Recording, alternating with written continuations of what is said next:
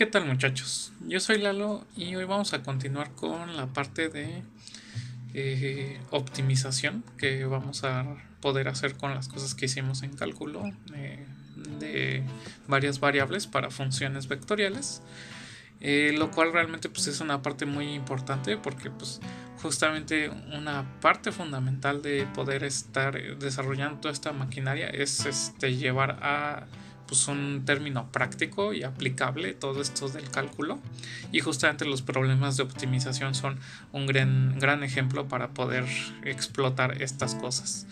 La optimización pues de alguna manera lo que trata de encargarse pues es encontrar máximos y mínimos o comportamientos de cierta naturaleza cuando estás modelando algún tipo de cosa. Entonces, lo que podíamos hacer de optimización en cálculo 1 pues se refería a funciones que modelaban cosas que pasaba a través de un tiempo, a través de algún parámetro, y pues también tenía una medición única.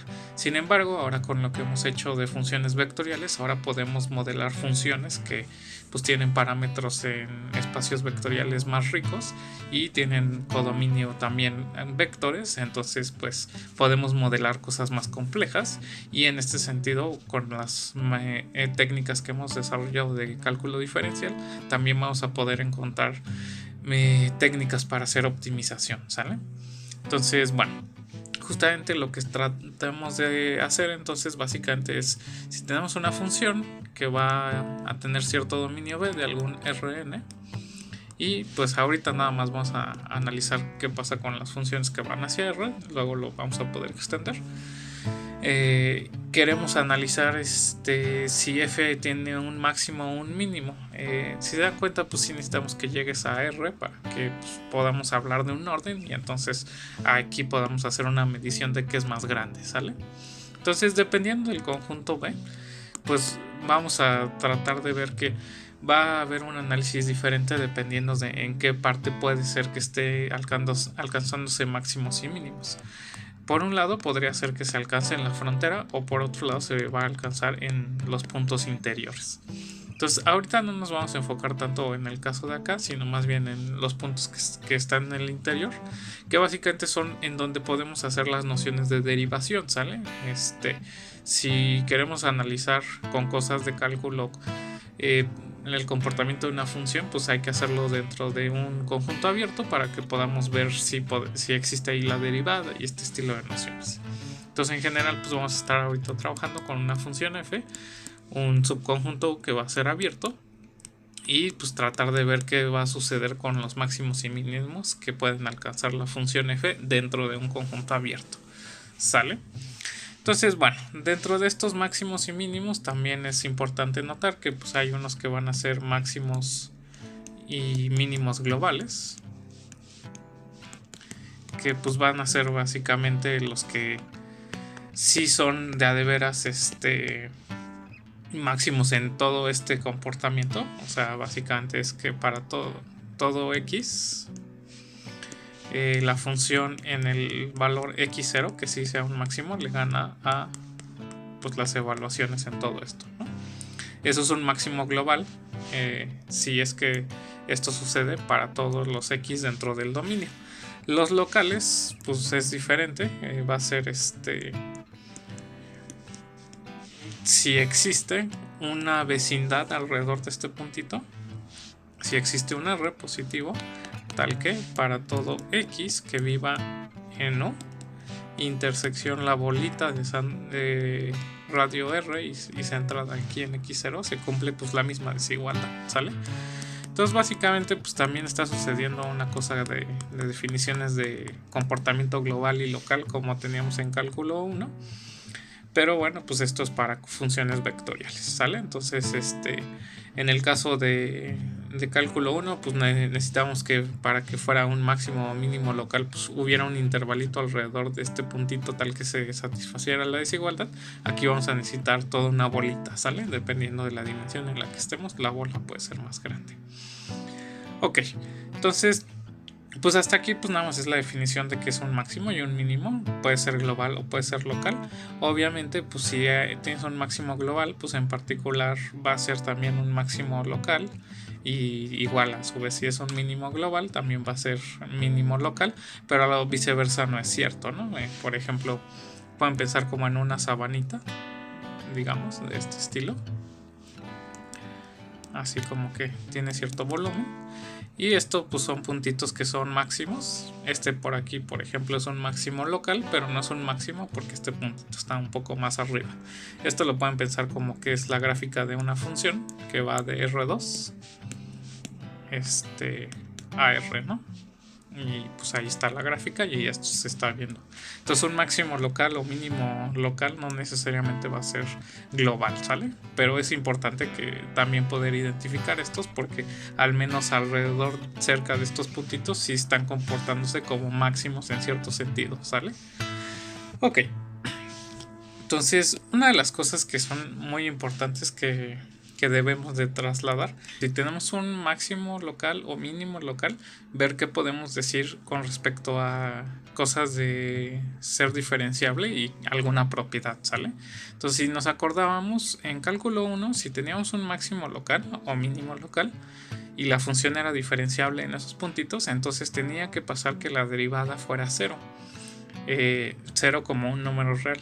Justamente en el caso de funciones vectoriales eso también tiene que ser cierto, pero a nivel de derivada global lo que debe suceder es que la transformación lineal, que es la derivada global, tiene que ser 0. ¿Sale? Entonces vamos a demostrar esa proposición que dice lo siguiente: si tenemos una función de un subconjunto de Rn que es abierto hacia R, un puntito x0 en U que es máximo local o mínimo,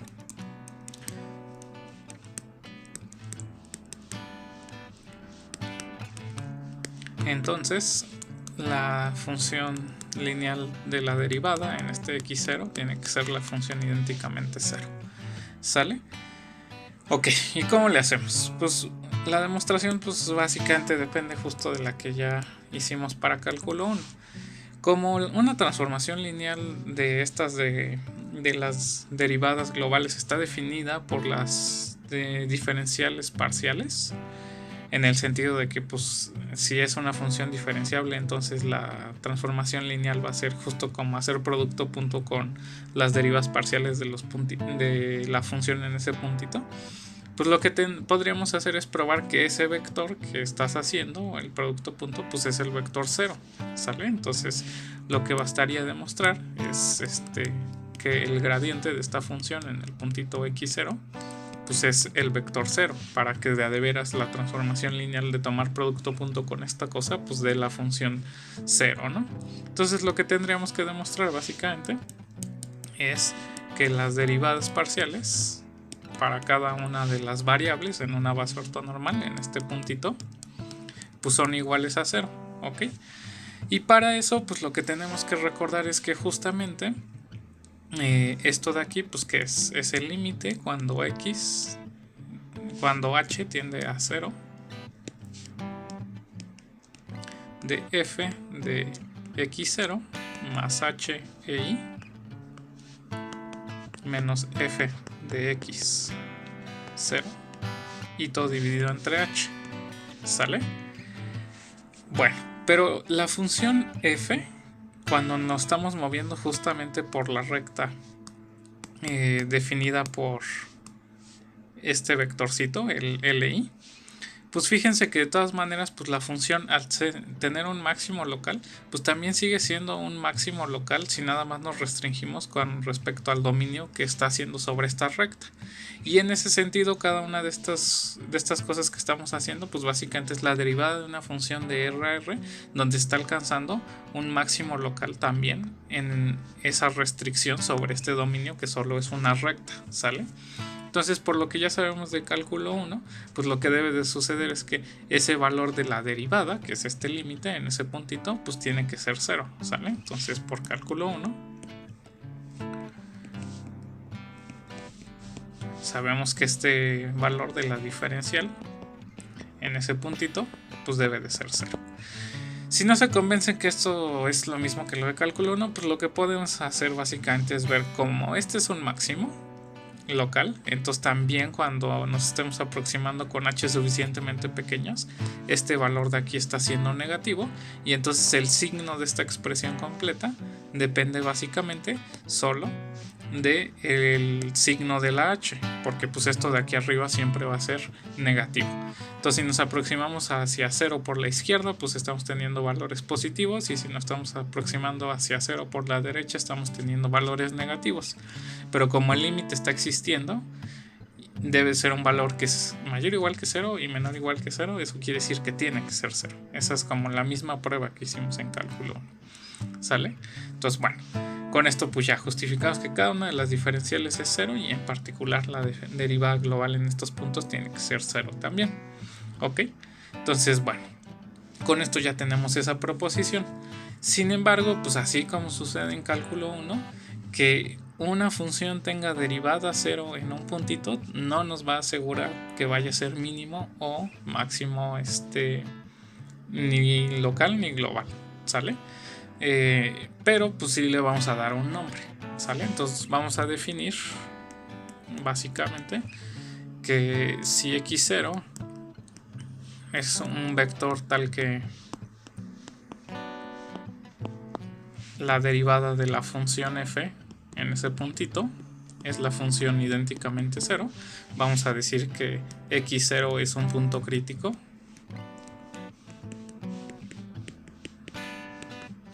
de nuestra función f, ¿ok? Y pues entonces los puntos críticos, como ya vimos, pues van a poder tener chance de que algunos de ellos sean máximos y mínimos. Sin embargo, como les estoy diciendo, no necesariamente un punto crítico va a ser máximo y mínimo. Los mismos contraejemplos que se hacen en cálculo 1 se pueden extender justamente para este caso. Por ejemplo, si agarras la función f de x, y, que nada más hace el cubo, pueden probar que todos los puntitos de la forma 0, y, donde y lo varías, esto que está en R2, todos estos puntitos van a ser puntos críticos.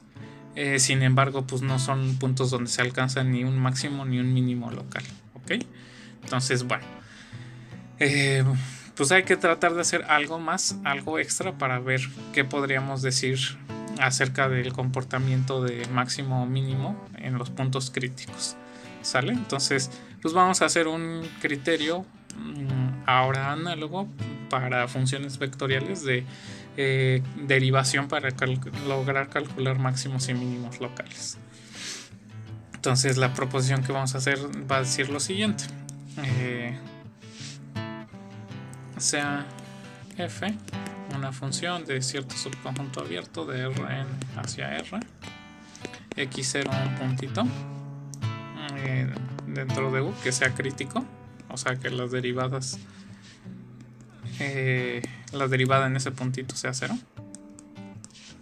y lo que queremos ver es si va a tener un máximo o un mínimo en estos puntitos. Entonces lo que vamos a probar es la siguiente cosa: si una cosa que ahorita vamos a definir, la hessiana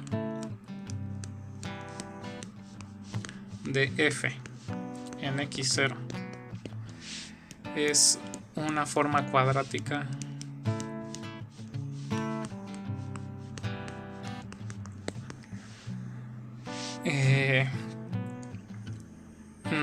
semipositiva,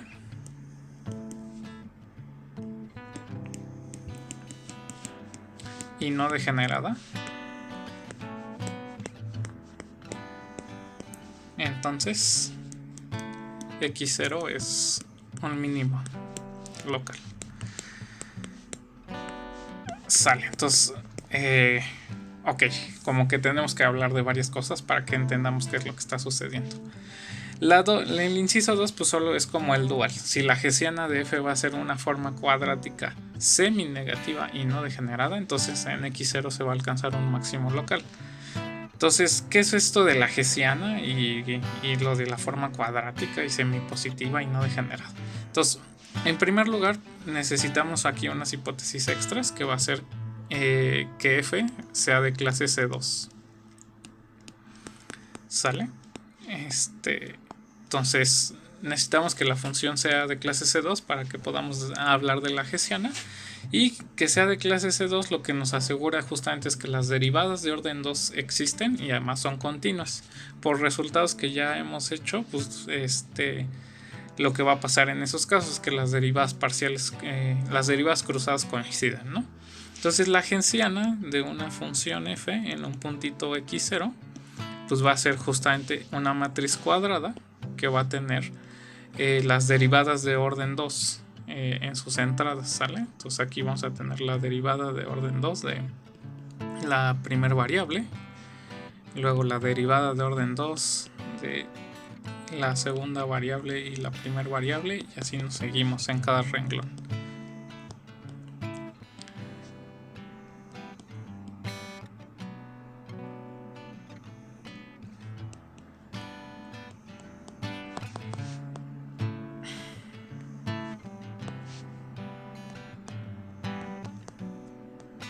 ¿Sale? Y bueno, evaluada en el puntito cada uno x0.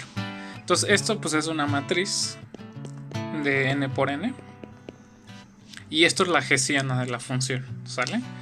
Entonces la hessiana de una función básicamente es una matriz, y lo que vamos a tratar de ver es que estas matrices definen una cosa que se llama forma cuadrática.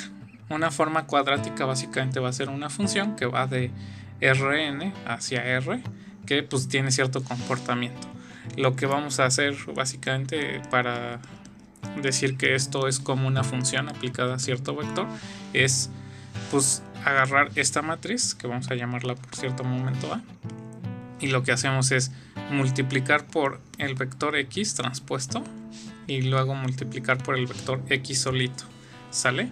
Entonces, bueno, esto básicamente lo que va a hacer es justo hacer la suma sobre los índices y, j de las derivadas de orden 2 de f con respecto a la variable xy y la variable xj multiplicada por las entradas de xy y de xj, donde xy y xj son las coordenadas y jésima del vector x, ¿sale?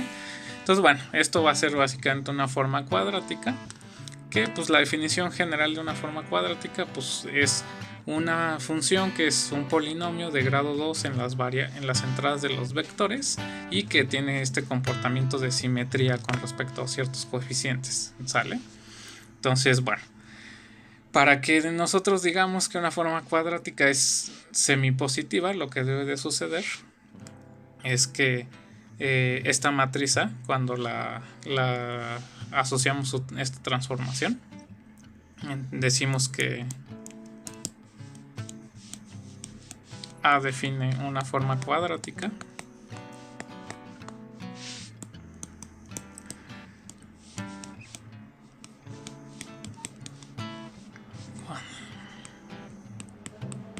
semipositiva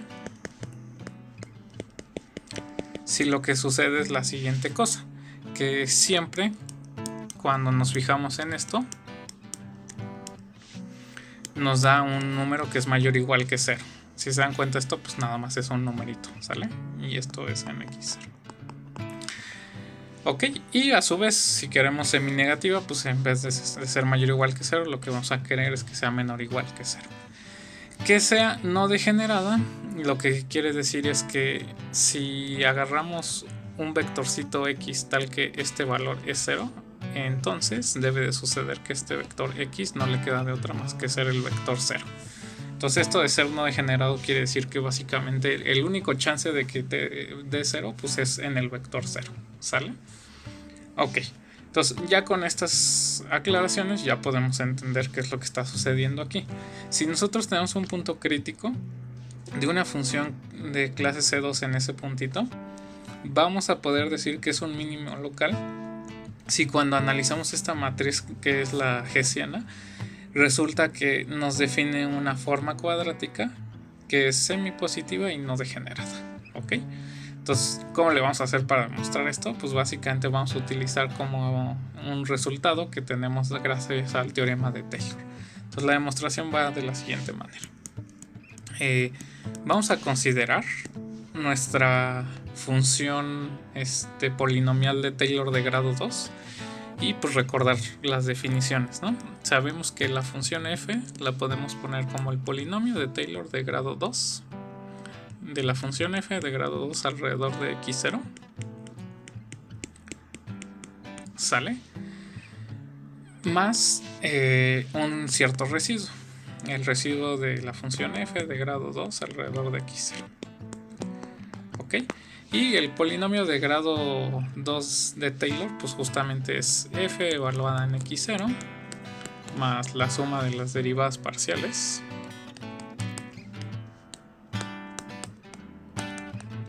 evaluadas justamente en x0 y esto multiplicado por x y menos x y super 0 más las derivadas sobre y, j y van desde 1 hasta n y ahora aquí son las de orden 2. Si se dan cuenta, aquí ya está apareciendo una cosa parecida a lo que hicimos de lo de la hesiana. Y a su vez evaluadas en x y menos x y super 0 multiplicado por xj menos xj super 0. ¿Sale? Y pues ya, más el residuo.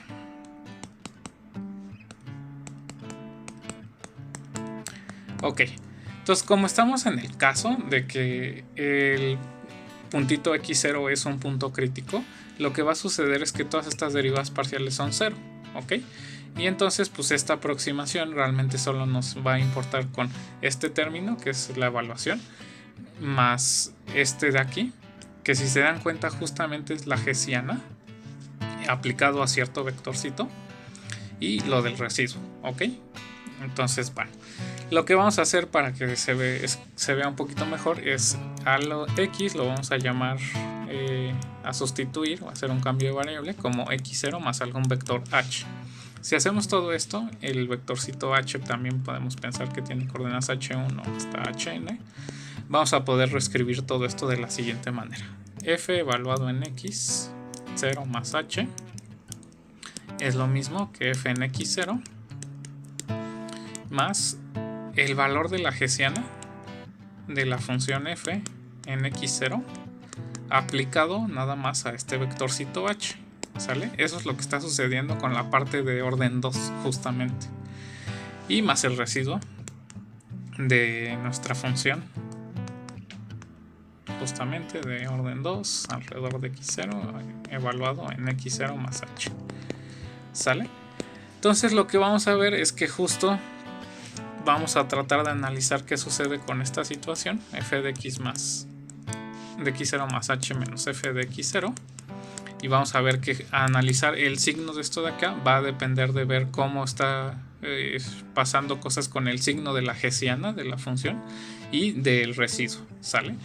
Entonces esto va a quedar justamente la hesiana de la función f en x0 aplicada a este vectorcito h más el residuo de orden 2 centrado en x0 evaluado en x0 más h. Ok, entonces estamos bajo la hipótesis justamente de que la hesiana es una forma cuadrática semipositiva no degenerada. Vamos a con esto tener una proposición auxiliar que nos va a decir lo siguiente: justamente se va a cumplir que existe un valor positivo, existe m mayor que 0, tal que para todo valor x vectorial que estemos tomando, el valor de esta hesiana aplicada en x es mayor o igual que m por la norma de este vectorcito x al cuadrado, ¿sale? Entonces vamos a utilizar esto para poder concluir nuestra demostración.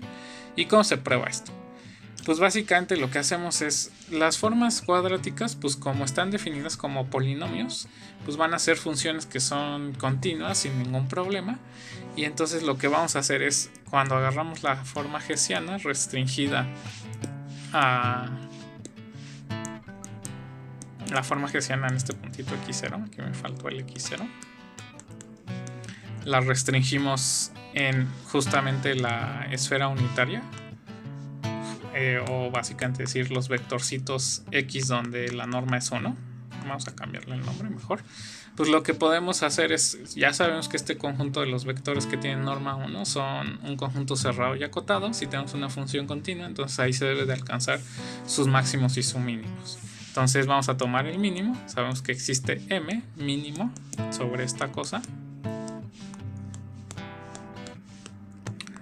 Y pues lo que debe de estar pasando, aquí perdón, es n menos 1. Lo que debe estar pasando es que, por lo tanto, para todo vector u que tenemos en la esfera unitaria, en esta dimensión, pues la hessiana aplicada a cualquier vectorcito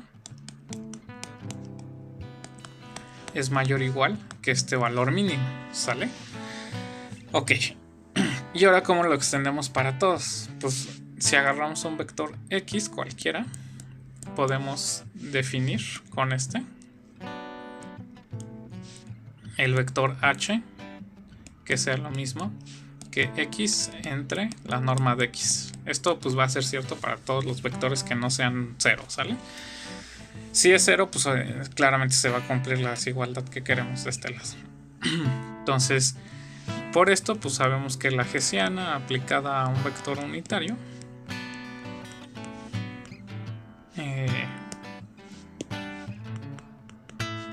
así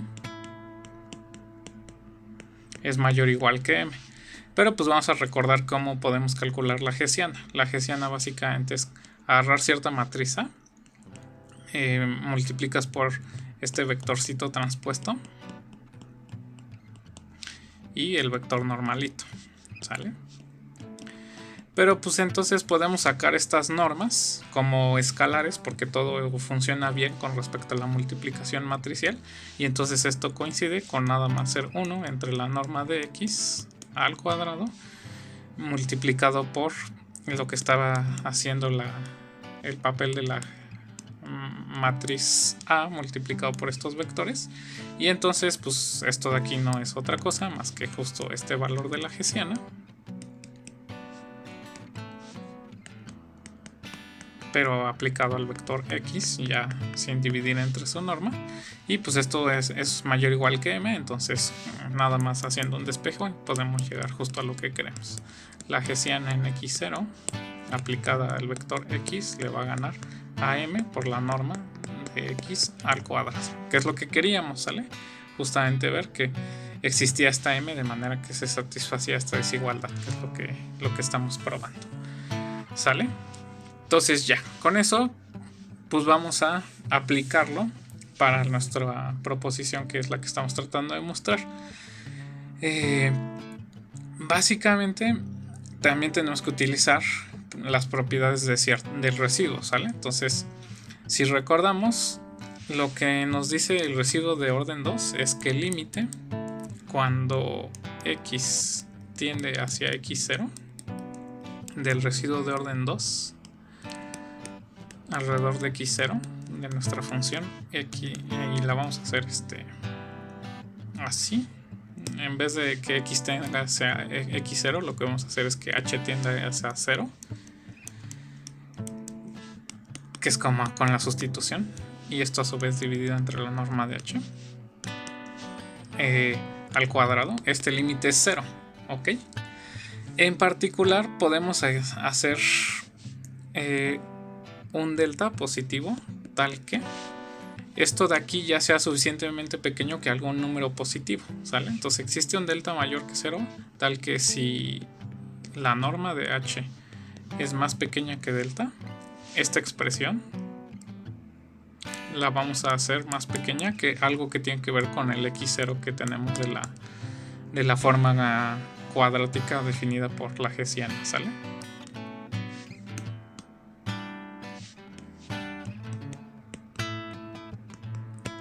dividido entre la norma de h. Vamos a querer que sea más pequeña que m sobre 2. ¿Sale? Ok, entonces ahora pues vamos a hacer básicamente un estudio de qué está pasando con esta diferencia de f de x0 más h menos f de x0 en la vecindad donde se alcanza el mínimo local. Bueno, más bien que estás metido dentro del dominio como conjunto abierto y que además se satisface esta condición, ¿sale? Entonces nos vamos a considerar pues un delta 1 que sea justamente el mínimo entre este delta que acabamos de hacer y el r que satisface que la bolita de centro r y de centro x0 y radio r están metidos de a de veras en este conjunto abierto, ¿sale? Y vamos a probar que entonces en este caso de la bolita con este radio de delta 1 centrada en x0, lo que va a suceder es que la función ya solo está teniendo cierto signo con respecto a la diferencia en f de x0, ¿sale? O sea que de veras está alcanzando un máximo, en este caso en x0. Ok, entonces para eso aquí tuve una omisión. Lo que quiero es en valor absoluto esta desigualdad, que pues, sí se puede porque justamente como esto se va hacia 0, lo puedo hacer en valor absoluto más pequeño que cualquier número positivo, ¿sale? Ok, y también en esta expresión que puse de el valor de la hessiana me faltó un término de un medio, porque el polinomio de Taylor pues ahí tiene unas cosas de dividir sobre ciertos factoriales, ¿no? Entonces bueno, es importante para el algebrita que voy a hacer ahorita. Entonces ahora sí, recordando pues lo que hice hace ratito fue ver que f de x0 más h menos f de x0 se ve como el valor de la hessiana, un medio del valor de la hessiana de f evaluado en x0 aplicado al vector h más el residuo de la función de orden 2 alrededor de x0 evaluado en x0 más h. ¿Sale? Entonces lo que vamos a hacer es dividir entre la norma de h al cuadrado ambos lados. ¿Sale?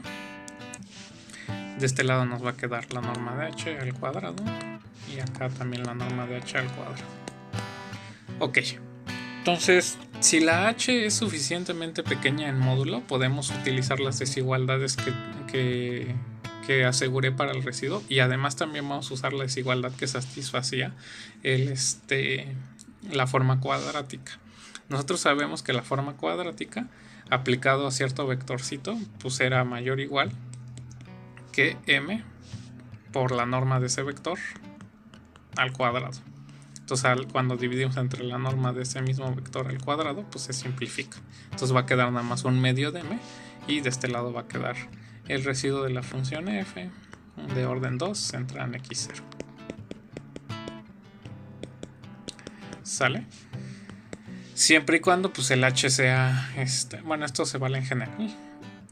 Y para poder usar la desigualdad esta de aquí, lo que voy a querer hacer es, si esto sucede, en particular vamos a ver que esta expresión, que es m sobre 2 más el residuo, debe de ser positivo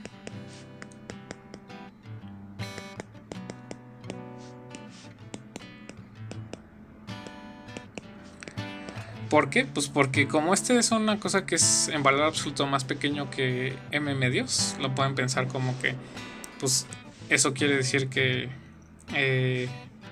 básicamente tienes aquí m medios, por acá está el 0, por acá está menos m medios, y entonces este valor pues debe de andar por aquí en algún lado, y luego le estoy sumando m medios. ¿Sale? Entonces lo que debe de suceder es que al menos, o sea, en el peor de los casos estoy como hasta acá, en algún lugar de aquí, pues debo de ya poder sobrepasar 0. Entonces con eso puedo asegurar esta desigualdad siempre que h tenga el módulo más pequeño que el delta 1, para que hagamos este truco, ¿no? de la condición del límite que estamos utilizando. Ok, entonces con eso estamos logrando probar básicamente que estos valores están siendo mayores o iguales que 0 siempre y cuando la h satisfaga esto de que su módulo es más pequeño que delta 1. Eso quiere decir, porque el denominador es positivo, que esto de aquí arriba tiene que ser a fuerzas algo positivo. Eso quiere decir que entonces esto es un valor mínimo local en esa vecindad, ¿sale? Entonces por lo tanto f de x0 es mínimo en esa bolita, en la bolita de radio delta 1 centrada en x0, porque pues está sucediendo que f de x0 más h, que es cuando nos estamos moviendo alrededor de x0, menos f de x0 siempre es positivo, ¿sale? Entonces pues esto es básicamente el análogo del criterio de la segunda derivada para las funciones, para ver si un valor es un mínimo. Justamente pues en cálculo 1 es si la segunda derivada es mayor o igual que 0. Aquí lo que debe de estar sucediendo es que la hessiana es una forma cuadrática semipositiva no degenerada, ¿sale? Necesitamos lo de no degenerado para que podamos estar haciendo esto de que no se están anulando los valores de la forma cuadrática cuando evaluamos en vectores de la forma x entre módulo de x, ¿sale? O sea, justo es bien sutil, es básicamente cuando podemos decir que existe este mínimo y que este mínimo es positivo, básicamente. Por eso estamos usando que nos degenera.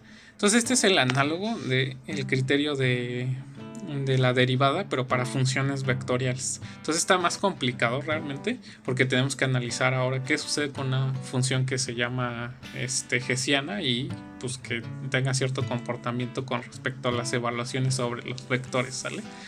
Pero bueno, ahora pues la pregunta natural es ¿qué pasa si nosotros tenemos un valor que sí sabemos que es mínimo y nos fijamos en la hessiana, si es que existe, de a de veras nos va a dar una forma que sea no degenerada y semipositiva?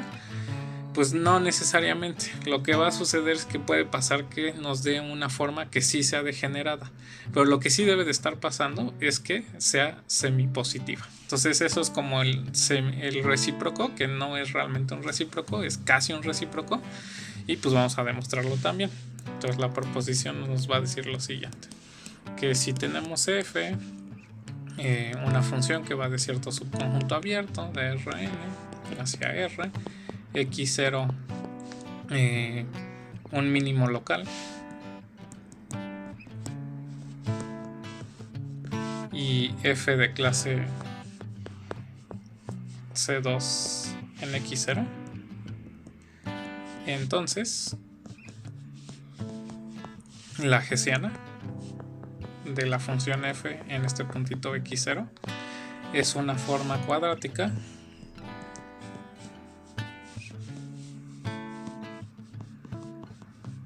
semipositiva, ¿sale? Entonces va a ser semipositiva, pero podría ser que sea degenerada. Entonces ahí se pueden ver algunos ejemplos en las ayudantías. ¿Y cómo se va a hacer la demostración? Pues básicamente vamos a usar el criterio de la derivada, pero para funciones de R a R. Entonces lo que vamos a usar es una función auxiliar que va a ser la siguiente.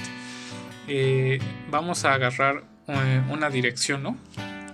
Entonces sea un vector unitario y vamos a fijarnos en la función gamma de t, que va a ser x0 más t veces el vector u, ¿ok? Entonces, bueno, la función g que vamos a estar utilizando va a ser en cada tiempo t, pues nos vamos a fijar en f aplicado en x0 más tu, o básicamente la composición, ¿no? de f compuesta con gamma en t. Ok, entonces pues lo que vamos a usar es, como la función f tiene un mínimo local en x0, lo que va a suceder es que la función g tiene un mínimo local en 0, ¿sale? Porque ahí es justo cuando coincidimos con la función aplicada en x0. Entonces pues vamos a aplicar el criterio de derivación. La función g va a ser 2 veces derivable porque la función f es de clase C2 y vamos a poder hacer eso, ¿no? Entonces por lo tanto la segunda derivada en 0 debe ser menor o igual que 0 por el criterio de derivada de cálculo 1. Pero por otro lado, pues hay que relacionarlo la segunda derivada con cosas de la f. Entonces, la primera derivada, por la regla de la cadena, pues no es otra cosa más que el gradiente de la función aplicado en gamma de t, producto punto con la derivada de gamma en t. Pero como la función gamma es básicamente una función afín, pues esto no es otra cosa más que justamente tomar las coordenadas del vector u. Entonces esto resulta ser la suma de las derivadas parciales de la f en cada uno de estos, evaluado justamente en el gamma de t, producto punto con ui, donde ui son las coordenadas del vector u, ¿sale? Y la segunda derivada, pues aplicando el mismo razonamiento, va a ser justamente la suma sobre los índices i, j de la derivada de f de orden 2 en xj, xi, evaluado en gamma de t, multiplicado por ui, uj, que pues justamente no es otra cosa más que la hessiana, ¿no?, aplicada al vector u. Entonces esto es la hessiana de la función f evaluada en el puntito gamma de t, y aplicada al vector u, ¿sale? Y cuando lo hacemos en 0, pues lo que está quedando pues nada más es gamma de 0, justamente la hessiana de f en gamma de 0, que justo es x0, aplicado a u, ¿sale? Ok, entonces pues esto es una cosa que ya acabamos de decir, que es menor o igual que 0. Y entonces la hessiana de f siempre es un valor menor o igual que 0 para todo vector u con norma 1. Y eso pues va a implicar que en particular, con el mismo razonamiento de qué lo podemos hacer para todos los vectores x, nada más normalizando, va a suceder que, bueno, no es en particular, más bien es en general, va a suceder que justo 0 le va a ganar a la hessiana de la función en el puntito x0 para todo vector x, y eso pues nos está implicando que perdón, aquí me estoy equivocando con el criterio de derivación. Si sabemos que la función está alcanzando un mínimo, entonces eso quiere decir que la segunda derivada es mayor o igual que 0, y entonces esta desigualdad es mayor o igual que 0, y entonces la hessiana pues está siendo mayor o igual que 0 para todo vector, y entonces justamente es una forma semipositiva. Entonces pues con esto ya tenemos básicamente todo lo análogo que queríamos hacer del criterio de derivación para ver en los puntos críticos si de veras obtienes mínimos o no. Si en un punto crítico tienes una forma que es semipositiva y no degenerada, entonces puedes asegurar que va a ser un mínimo, y también si es un mínimo local, puedes asegurar que la forma cuadrática de la hessiana es semipositiva, ¿sale? Bueno, y pues se vale todos los resultados análogos para los máximos. Si quieres que un punto crítico te dé un máximo, entonces la hessiana tiene que ser una forma no degenerada y seminegativa. Y si tienes un punto que es máximo local, entonces la hessiana va a darte una forma seminegativa. ¿Ok? Entonces es como los dual, nada más es ahí voltear las desigualdades, pero son las pruebas idénticas, ¿no? Ok, entonces bueno, con esto pues está básicamente trasladado los criterios de derivación, pero para funciones vectoriales, en el sentido justo de la labor de optimización de saber si queremos localizar máximos o mínimos locales. Ok, entonces con eso tenemos por este video y nos vemos en la próxima.